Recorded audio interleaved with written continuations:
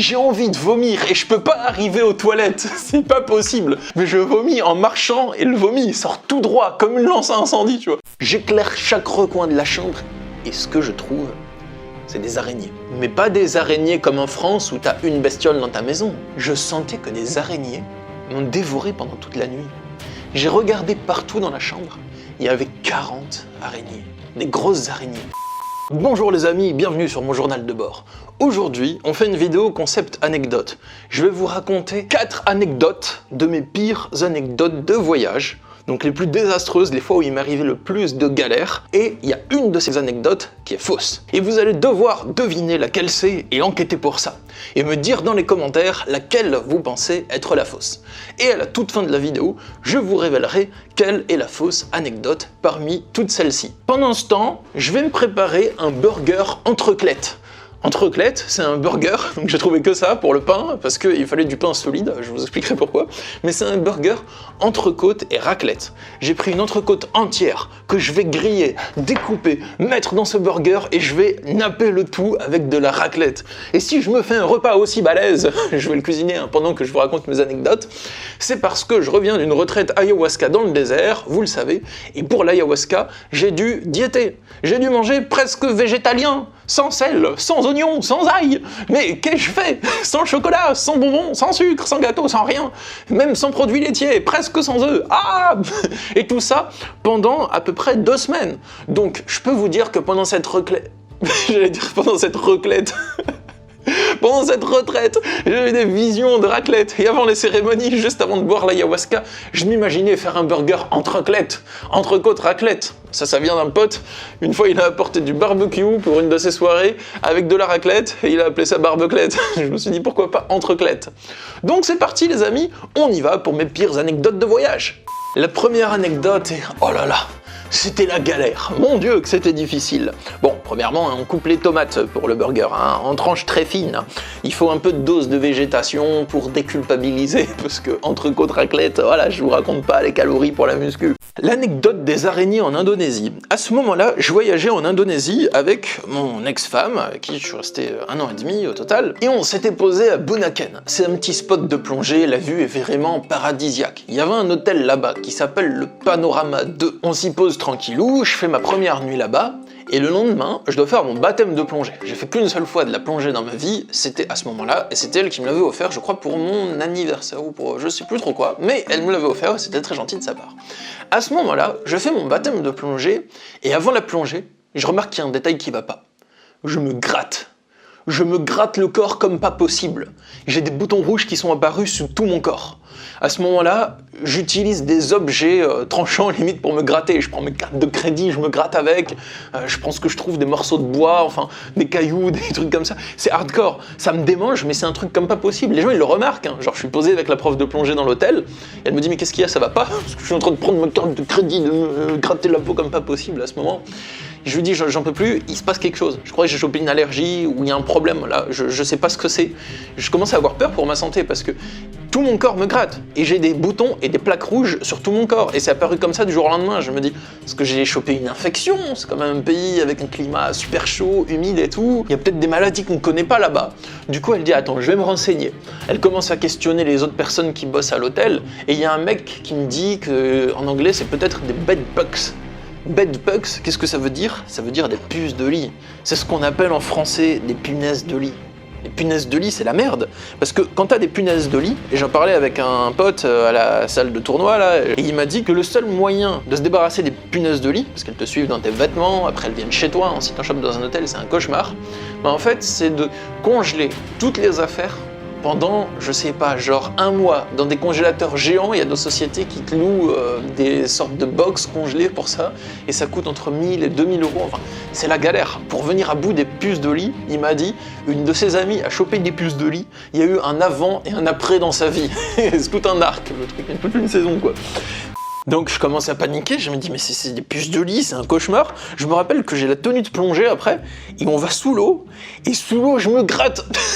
Même l'eau, elle n'a pas réussi, l'eau de la mer, bien fraîche, avec le sel, à apaiser mes démangeaisons, mes gratouillaisons. Le soir arrive, et je demande à l'hôtel, s'il vous plaît les amis, je veux changer de chambre. Il y a peut-être des puces de lit dans ma chambre, ça craint.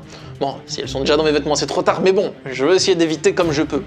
Et ils me disent, non, on n'a plus de chambre disponible, gardez celle-là. Je me dis, ok, soit je change d'hôtel, mais c'est galère parce que j'avais utilisé mes derniers sous, j'étais au chômage à ce moment, j'avais plus rien sur mon compte en banque. Donc, je vais en avoir le cœur net. J'inspecte mon lit, mes draps, mon oreiller, je retourne tout, l'alaise, la protection de matelas, je fouille le matelas de fond en comble. Et qu'est-ce que je trouve pas? Des puces de lit. Oui, en effet, je ne trouve pas de puces de lit. Vous y avez cru, hein? J'y trouve pas parce qu'il n'y a pas de puces de lit dans ce lit. Alors, autre chose m'a piqué. Soit c'est une infection, une maladie qui vient de je ne sais où, soit c'est une autre bête. Donc je me mets avec le flash de mon téléphone, parce que la lumière dans la chambre n'éclairait rien du tout, c'était genre une espèce de petite lumière jaune qui me permet vaguement de ne pas trébucher, mais on voit rien. J'éclaire chaque recoin de la chambre, et ce que je trouve, c'est des araignées. Mais pas des araignées comme en France où t'as une bestiole dans ta maison, non. Je trouve des myriades d'araignées. Il y en a partout, partout. Et elles m'ont piqué pendant la nuit. Je les sentais dans mon corps, je les sentais sur mon corps, qui faisaient des piqûres. Et quand je regardais, je sentais que des araignées m'ont dévoré pendant toute la nuit. J'ai regardé partout dans la chambre, il y avait 40 araignées, des grosses araignées, qui étaient visibles sur le plafond, comme ça, dans les arêtes du plafond, dans les coins. Et il n'y a pas moyen de changer de chambre. Et c'est une petite île de plongée, je crois pas qu'il y avait de magasin là-dessus à ce moment, ou pas juste à côté en tout cas. Donc il me reste une seule solution. J'ai pris ma tongue et je leur ai éclaté leur race. Mais je suis pas pour éclater les araignées à la maison, en France. Quand je trouve une araignée, je vais poser un verre dessus et je mets une feuille de papier pour la capturer et je la mets dehors. Je dis, vas-y, petite araignée, tu es libre. Fuis. Voilà. Là, c'était pas moyen de faire ça. Il y en avait partout. Donc, à contre-cœur, parce que j'aime pas faire du mal aux animaux et aux insectes, mais là, c'était elle ou moi. Parce que je souffrais, j'avais mal au corps, je me grattais de partout.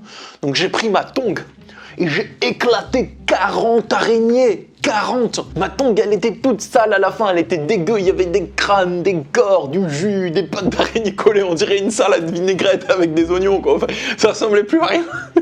Bon, ensuite, qu'est-ce que j'ai fait? J'ai laissé ma tongue devant la porte du bungalow à l'extérieur. Je me suis dit comme ça fera un avertissement s'il y a des araignées qui veulent rentrer. Elles pourront voir gravé sur ma tongue. Si gise 40 araignées. J'ai renommé ma tongue briseuse de crâne et d'os. Et suite à ça, en fait, j'ai plus eu de problème de piqûre, donc c'était vraiment les araignées qui étaient la cause du problème, et j'ai passé mes autres nuits tranquilles dans le bungalow. Je suis très content d'avoir réussi, parce que j'y croyais pas. Je me suis dit, même si je les éclate, il y en aura d'autres. Mais non, anecdote suivante. Et pendant ce temps, je coupe le concombre, parce que je vais mettre un peu de concombre dans le burger, hein. Je vous ai dit, il faut déculpabiliser, avec une petite touche de végétaux. L'anecdote suivante, c'est le jour où j'ai mangé des aliments périmés en Indonésie. C'était mon second voyage en Indonésie, hein. J'y suis allé 2 fois dans un temps très rapproché. À ce moment-là, ils nous servent des œufs au petit-déj, une omelette, et je sens quelque chose de bizarre pendant que je la mange. Mais je l'ai mangé quand même. Après, il y a mon ex-femme qui veut faire un parcours pour voir les plantes comestibles, découvrir les plantes comestibles d'Indonésie. Et pendant ce parcours, je commence à blanchir, je deviens vert. Les gens, ils remarquent ma tronche, ils me disent « Est-ce que ça va ?» Je leur dis « Non, je vais pas bien du tout. » J'ai chopé une intoxication alimentaire carabinée. C'était hardcore, mais carabinée. Genre que quand je vais aux toilettes, ça tire à la carabine. Voilà, bon, pour les détails. Je commence à me sentir mal. On est loin des toilettes, on va s'aventurer dans la jungle. Moi, je passe par toutes les couleurs les plus nauséabondes du cercle chromatique. Je me sens mal, je sens la gerboulade qui remonte, je sens que je me décompose. Je dis à mon ex-femme, il faut qu'on rentre, là, j'en peux plus, je suis agonisant, je n'ai plus aucune force. Elle me dit, t'inquiète, la balade est bientôt finie. 1 heure plus tard, 1 heure, nous arriverons au magasin où on peut acheter des produits dérivés à base de plantes pour les touristes. Et je lui dis, non mais écoute, là, il faut qu'on rentre à l'hôtel, je n'en peux plus. Elle dit, oh, je fais 2-3 emplettes, on rentre, allez, promis, on attend 5 minutes. On est resté 1h10 dans le magasin. 1h10.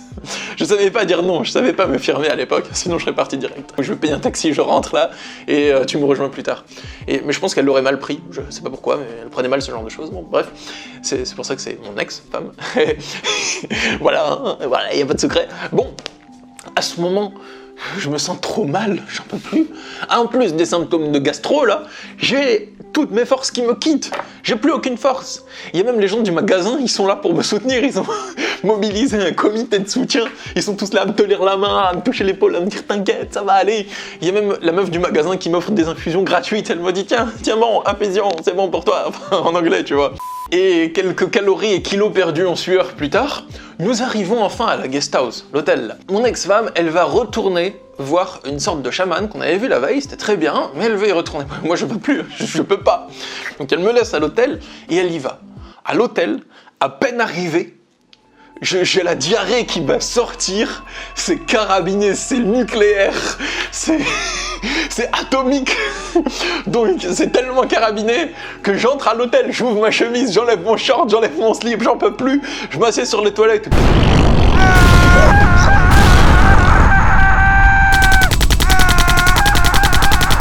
Voilà, il y a tout qui sort, voilà, c'est carabiné. J'ai tout enlevé hein, pour faire plus vite. Donc je suis torse nu, j'ai seulement une chemise ouverte, et je suis torse nu, une chemise à manches courtes, et j'ai rien en bas, j'ai même pas un slip. Hein.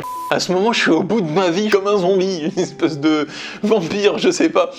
Et je suis en train de digérer ce qui vient de se passer, parce que je me sens encore très très mal, hein, même si la diarrhée est sortie, je vais pas mieux. Je marche vers le milieu de la chambre, et il faut savoir que la chambre, il y a une immense baie vitrée, mais les rideaux étaient fermés, hein, donc on me voyait pas tout nu, il n'y a pas de souci, c'était des rideaux vraiment occultants.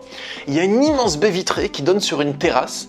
La terrasse, il n'y a même pas de rebord de balcon, il n'y a pas de barrière, c'est juste des dalles qui sont posées par terre, et en face de la terrasse, il y a un ravin, avec une cascade et une sorte de rivière qui coule, et juste en face, donc ça doit être à peu près 15 mètres plus loin, il y a l'autre côté du ravin. Il y a l'autre bord du ravin. Et dessus, il y a une sorte de jungle à ce moment. Donc les personnes qui sont en face peuvent voir tout ce qui se passe dans ma terrasse. C'est à peine à 15 mètres, on voit tout. Et à ce moment, je suis près de la porte-fenêtre et je sens qu'il y a une gerbe nucléaire qui remonte. J'ai envie de vomir et je peux pas arriver aux toilettes. C'est pas possible. La gerbe, elle s'impose à moi. Ça ressort quoi. Donc j'avale ma gerbe, j'ouvre la fenêtre. Je sors tout nu avec la chemise en marchant et en vomissant par terre. Mais je vomis en marchant et le vomi il sort tout droit comme une lance à incendie, tu vois. Et je vomis avec du bruit, je fais ah en sortant, mais quelle vision cauchemardesque. Qu'est-ce que je suis en train de me raconter les amis. Et voilà mon aventure sur YouTube. Ça a commencé par du développement personnel, parler des pervers narcissiques. Et là je me retrouve à vous raconter comment j'ai vomi tout nu en Indonésie. Bon bref, je finis de vomir, je revomis dans la même terrasse. Je me tiens au mur, et là, je suffoque.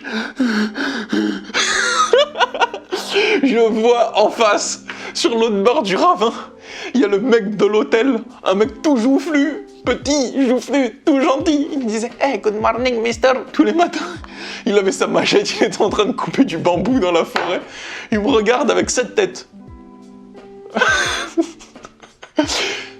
Moi, je suis gêné, mais je suis au bout de ma vie et je lui dis good morning. Lui, il me dit good morning, mister. Il continue à couper son bambou et il tourne la tête d'un air extrêmement gêné. Fin de l'anecdote. Je me suis rétabli 2 jours plus tard de ces œufs qui m'ont détruit le système digestif. Anecdote suivante. Celle-là, elle est plus courte. C'était celle de la douche en Indonésie. C'est la dernière anecdote d'Indonésie. Pour arriver, j'ai dû prendre plusieurs vols internes, plus des vols externes depuis Lyon. J'ai dû voyager de Strasbourg à Lyon, prendre des vols, escale à Amsterdam, tu connais, enfin voilà. J'ai eu à peu près 35 heures de voyage. J'ai pris une douche à Lyon en payant une séance dans une salle de muscu, je me suis douché là-bas. Astuce astucieuse, hein.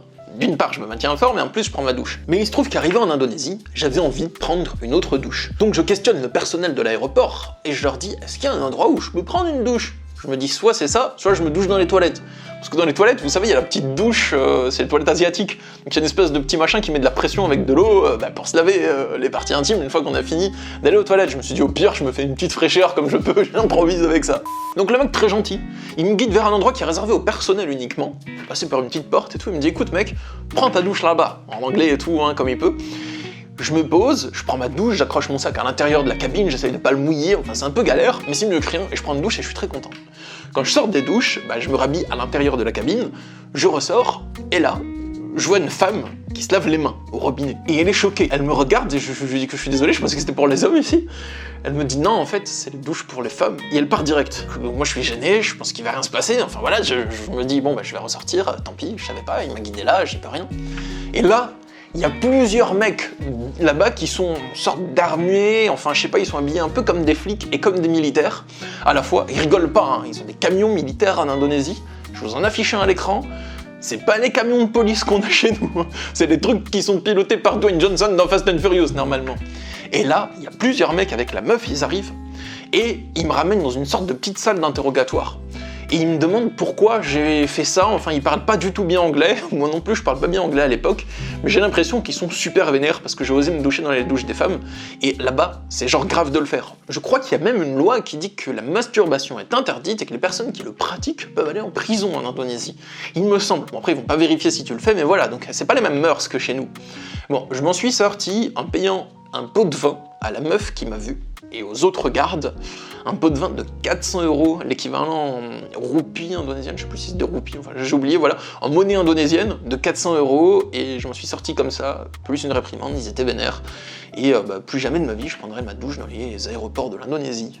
Avant-dernière anecdote les amis, c'est le trajet pour aller voir Rising Appalachia en Amérique. Je suis allé voir Rising Appalachia en Amérique, vous savez, j'ai passé une semaine sur le bateau avec, j'ai même fait un vlog qui s'affiche à l'écran là-dessus. J'ai connu beaucoup de galères. D'abord, j'ai oublié mon didgeridoo, je m'en suis aperçu alors que j'étais à mi-chemin pour aller à la gare. Je suis revenu le prendre in extremis et j'ai pris un Uber pour aller à la gare. Première dépense, un Uber. C'est pas énorme, mais voilà, ça fait déjà 20 à 30 €. Quand j'arrive à la gare, je veux prendre le train de Strasbourg pour aller à Paris. Et j'arrive pile au dernier moment, il reste 10 minutes avant d'embarquer. À ce moment, le mec, à la gare, il me dit que j'ai pas le bon billet. Je lui dis, bah si, mais j'ai payé le billet. Il me dit, ouais, c'était le billet pour hier. Et en fait, je me suis trompé dans ma commande. J'ai pris le billet pour hier. Donc j'ai dû dépenser 100 € de plus, 110 ou 120 je crois, pour m'acheter le billet de train correct. Deuxième dépense, mais pas des moindres. 120 €, on est déjà à près de 150 avec le Uber. Ensuite, j'arrive à l'aéroport, à Paris, l'après-midi passe, j'attends mon avion, et à 16 h, je vais embarquer. Mais ils me disent, monsieur, en fait, votre billet est annulé. Pas le vol, le billet. Et il n'y a plus de place. Je leur dis, mais comment ça, mon billet, il est annulé? Il n'y a pas moyen que j'aille pas voir Rising Appalachia. Moi, j'ai dépensé 2700 € pour le voyage en lui-même, je viens de claquer encore des thunes là-dedans, je peux pas revenir en arrière maintenant. Et en plus, ce voyage, j'avais vraiment l'impression que c'était le voyage de ma vie, quoi, qu'il fallait que je le fasse. Et j'avais pas tort, hein. C'était vraiment... pour moi, c'est le voyage que j'ai préféré de toute ma vie, ce voyage-là, donc je suis très content de l'avoir fait.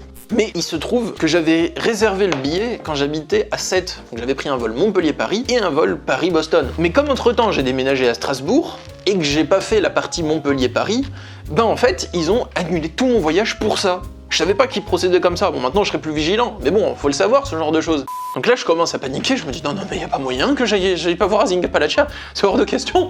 Je demande au mec, mais y a vraiment pas moyen de prendre l'avion. Il dit, attendez. Il a fait passer tout le monde avant moi, et il a passé plein de coups de fil. Et au bout d'un moment, il me dit, écoutez, il y a peut-être moyen que vous embarquiez. Parce que je pense que quand ils ont annulé mon vol, il n'y a personne qui a réservé ma place. Même s'ils ont annulé mon billet, vous voyez? Donc il restait encore ma place. Personne ne l'avait réservé sur le site entre le moment où elle a été annulée et le moment où je devais embarquer. Il devait y avoir un laps de temps de 2 heures comme ça. Et le mec, il me dit, regardez déjà, j'ai coupé le pain. C'est un pain bien solide, pain ciabatta, tu vois. C'est important pour tout ce que je vais foutre à l'intérieur, faut pas que ça se dégringole la figure. Le mec, il me dit, il y a moyen d'embarquer, mais il faut payer 500 € de pénalité.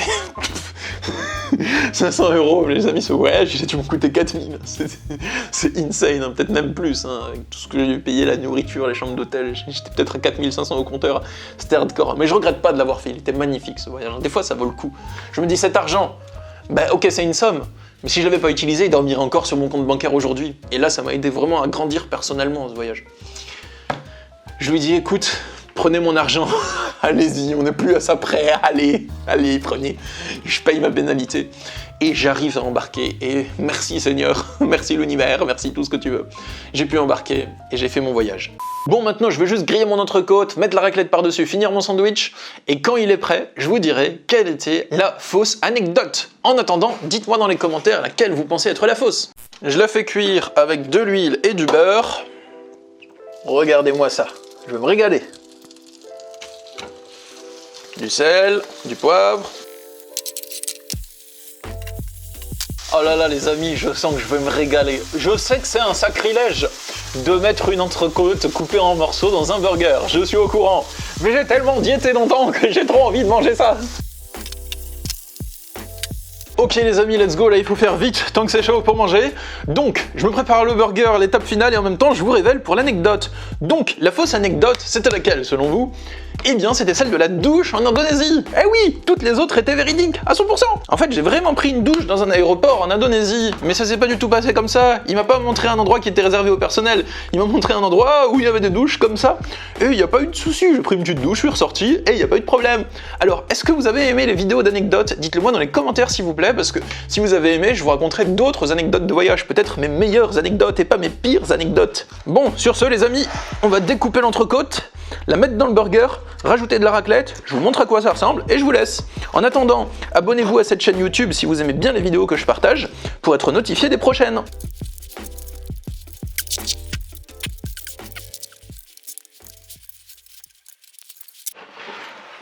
Je rajoute les crudités que j'ai préparées à l'avance, un peu de concombre, le chou blanc, on n'hésite pas à en mettre la dose parce que ça a l'air vachement bon. On met tout dans une assiette, c'est préférable pour manger avec tout ce qui va déborder. Rajoutons une montagne de raclette dans ce burger. Ah ouais, là j'ai fait le poêle, hein, pas le temps de prendre des poêlons. Hein.